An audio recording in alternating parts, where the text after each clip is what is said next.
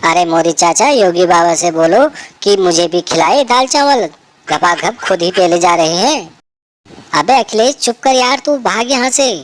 योगी बाबा, अगले चुनाव में मैं यूपी में कदम तक नहीं रखूंगा। अब आपके सामने हमारा क्या काम। योगी बाबा, थोड़ा सा दाल चावल खाने को मिल जाता तो मुझ जैसे गरीब का पेट भर जाता। अरे योगी, ठूस क्यों नहीं रहा इन दोनों के मुंह में दाल भात? कब से चापलूसी करने में लगे हैं।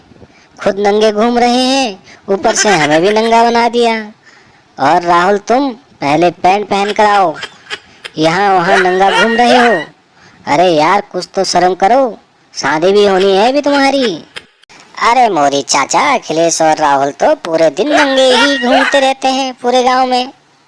बच्चों ने तो राहुल का नाम नंगू राम और अखिलेश का नाम पेटू राम रख दिया है। और मोदी चाचा, मजे की बात तो ये है कि आपका नाम बच्चों ने लालू राम रख दिया है।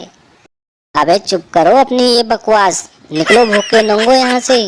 कल से आना तुम, खुजली वाला खाना नहीं खिलाया ना, मेरा नाम भी लालू। अरे इन लोगों के चक्कर में खुद का नाम भूल गया मैं।